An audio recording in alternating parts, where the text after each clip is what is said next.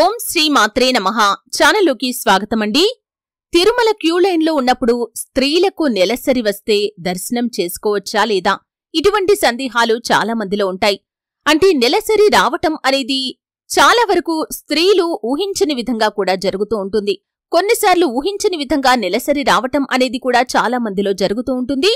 ముఖ్యంగా స్త్రీలు తిరుమల తిరుపతి దేవస్థానానికి వెళ్లేటప్పుడు క్యూ లైన్లో ఉన్నప్పుడు నెలసరి వస్తే కనుక దర్శనం చేసుకోవచ్చా లేదా? దీని గురించి పూర్తి వివరాలు ఈరోజు ఈ వీడియోలో వివరంగా తెలుసుకుందాం. వీడియోలోకి వెళ్లే ముందు మా చిన్న రిక్వెస్ట్ ఏంటంటే, ఇంతకు ముందు కనుక మా ఛానల్ని మీరు సబ్స్క్రైబ్ చేసుకోనట్లయితే సబ్స్క్రైబ్ చేసుకోండి.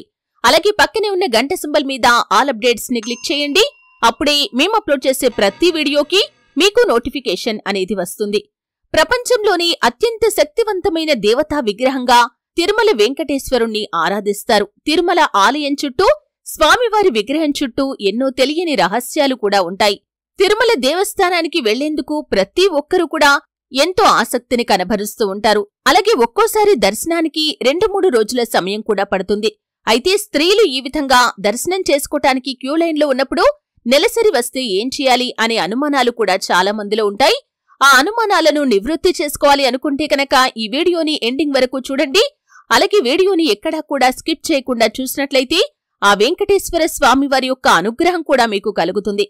తిరుమల తిరుపతి దేవస్థానం భారతదేశంలోకెల్లా అత్యంత ధనిక, ఆధ్యాత్మిక ప్రాముఖ్యత కల ప్రదేశం అని మనందరికీ తెలుసు.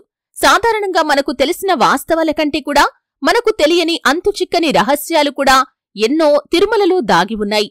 తిరుమల వెంకటేశ్వరుడికి తలభాగంలో నిజమైన వెంట్రుకలు ఉన్నాయని, శ్రీవారిని పూజించే వస్తువులన్నీ కూడా స్థానికంగా లభించేవి కాదని, శ్రీవారి విగ్రహానికి చెమట పడుతుంది అని ఎన్నో ఆసక్తికర విషయాలు కూడా తిరుమల వెళ్లే భక్తుల్లో చాలా మందికి తెలియదు.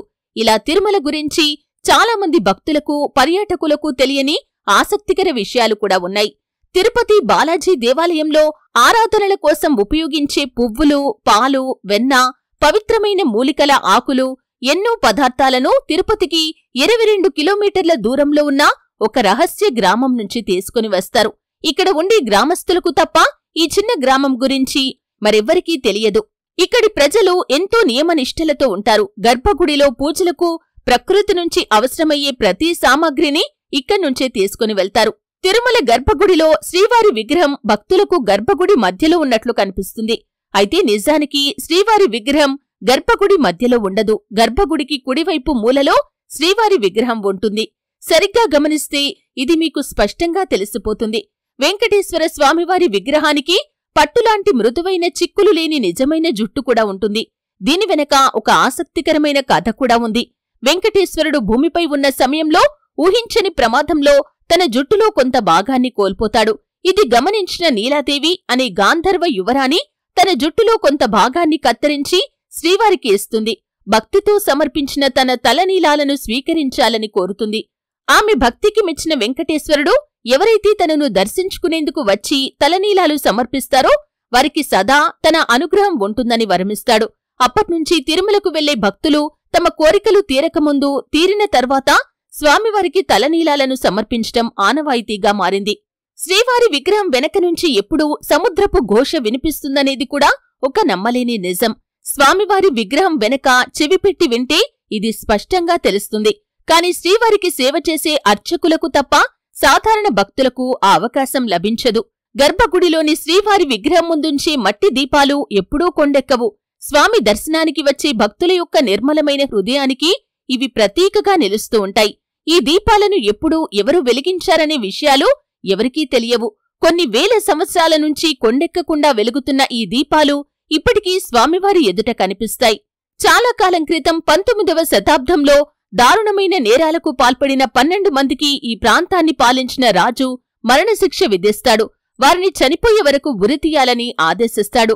మరణానంతరం నేరగాళ్ల మృతదేహాలను తిరుమల దేవాలయం గోడలపై వేలాడదీస్తారు. అప్పుడు గర్భగుడిలో ఉన్న స్వామివారు నిజరూపంలో కనిపించినట్లు కూడా చెబుతారు. శ్రీవారి విగ్రహం ఎప్పుడూ తేమతో నిండి ఉంటుంది. పూజారులు ఎన్నిసార్లు దాన్ని పొడిగా చేద్దామని ప్రయత్నించినా కాని విగ్రహం మళ్లీ మళ్లీ తడిగా మారటం ఇప్పటికీ విస్మయం కలిగించే విషయం. తిరుమల వెంకటేశ్వరుణ్ణి నిత్యం అనేక పూలతో పూజిస్తూ ఉంటారు. వాటిని పూజారులు గర్భగుడిలో స్వామివారి విగ్రహం వెనక ఉన్న జలపాతంలోకి వెనక్కి చూడకుండా వేస్తారు. ఆశ్చర్యకరంగా ఆ పూలు తిరుపతికి 20 కిలోమీటర్ల దూరంలో ఉన్న వేర్పేడు అంటే శ్రీకాళహస్తికి వెళ్లే దారిలో కనిపిస్తాయి. ముడి కర్పూరం లేదా పచ్చ కర్పూరాన్ని ఏదైనా రాతికి పూస్తే ఆ రాయి అతి కొద్ది కాలంలోనే పగుళ్లకు గురై విచ్ఛిన్నమవుతుందనేది శాస్త్రీయంగా నిరూపితమైన నిజం. కాని శ్రీవారి విగ్రహానికి నిత్యం పచ్చకర్పూరం రాస్తున్నా కాని ఏమాత్రం చెక్కు చెదరకపోవటం ఆశ్చర్యకరం. దీన్ని బట్టి శ్రీవారి విగ్రహం భూమిపై ఎక్కడా లేని అరుదైన రాతితో ఏర్పడినట్లు భావిస్తారు.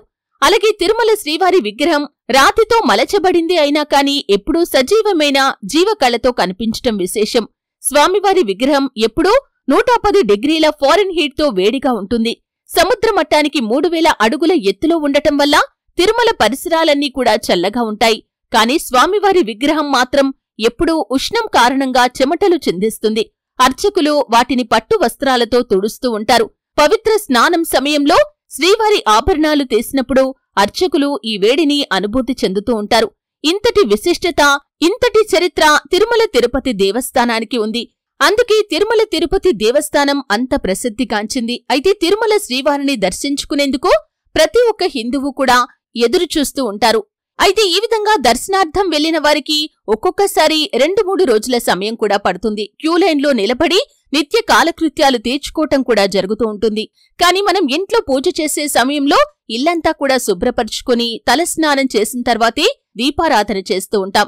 కాని ఈ విధంగా క్యూలైన్లో నిల్చున్న వారికి 2-3 రోజులు దర్శనార్థం సమయం పడుతుంది. కాబట్టి వారికి అంటూ ముట్టు ఉండదాని, లేకపోతే స్త్రీలకి నెలసరి వస్తే కనుక ఏం చేయాలి అనే సందేహాలు చాలా మందిలో ఉంటాయి.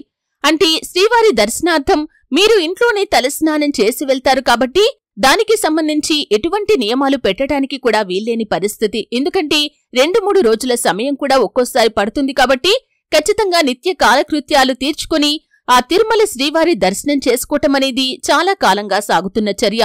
కాని ముఖ్యంగా నెలసరి సమయంలో స్త్రీలు దీపారాధన చేయకూడదు అని, అలాగే పూజగది వైపు కూడా వెళ్లకూడదనే నియమం చాలా రోజులుగా మనం చూస్తూ ఉంటాం. ప్రతి ఒక్కరూ కూడా ఇంట్లో అదే నియమాన్ని పాటిస్తూ ఉంటారు. ఈ విధంగా ఇంట్లోనే మనం ఇంత నియమంగా ఉంటే అంత ప్రాముఖ్యత కలిగిన, అంత చరిత్ర కలిగిన తిరుమల శ్రీవారిని దర్శించుకునే సమయంలో స్త్రీలకు అనుకోకుండా క్యూలైన్లో ఉన్నప్పుడే నెలసరి వస్తే ఏం చేయాలి అనే విషయానికి వస్తే కనుక అక్కడ ఉన్న సిబ్బందితో చెప్పాలి. అంటే అక్కడ ఉన్న సిబ్బందితో చెబితే వారు బయటకు వెళ్లే మార్గాన్ని సూచిస్తారు. ఈ విధంగా బయటకు వెళ్లిపోవాలి తప్ప ఎట్టి పరిస్థితుల్లో కూడా దర్శనం చేసుకోకూడదని పండితులు చెబుతూ ఉన్నారు. ఎందుకంటే ఈ విధంగా అంటూ ముట్టుతో శ్రీవారిని దర్శించుకుంటే కనుక వారికే శుభప్రదం కాదు. కాబట్టి దీన్ని ఆగమ శాస్త్రం కూడా ఒప్పుకోదు. కాబట్టి ఖచ్చితంగా స్త్రీలు క్యూలైన్లో ఉన్న సమయంలో నెలసరి వస్తే కనుక అక్కడ ఉన్న సిబ్బందితో చెప్పండి. తప్పకుండా వారు మీకు బయటికి వెళ్లే మార్గాన్ని చూపిస్తారు. అక్కడ్నుంచి మీరు బయటికి వెళ్లిపోవచ్చు. అంతేకాని ఆ శ్రీహరిని దర్శనం చేసుకోవటానికి క్యూలైన్ నుండి ముందుకు మాత్రం మీరు వెళ్లకూడదు. చూశారు కదండి తిరుమల తిరుపతి దేవస్థానం యొక్క విశిష్టత ఏంటి, అక్కడ జరుగుతున్న ఎన్నో ఆశ్చర్యకరమైన సంఘటనల గురించి తెలుసుకున్నారు. ముఖ్యంగా క్యూలైన్లో ఉన్న సమయంలో స్త్రీలకు నెలసరి వస్తే ఏం చేయాలో కూడా తెలుసుకున్నారు. వీడియో నచ్చితే ఖచ్చితంగా లైక్ చేయండి. మరిన్ని మంచి మంచి వీడియోల కోసం ఇప్పుడే మా ఛానల్ని సబ్స్క్రైబ్ చేసుకోండి.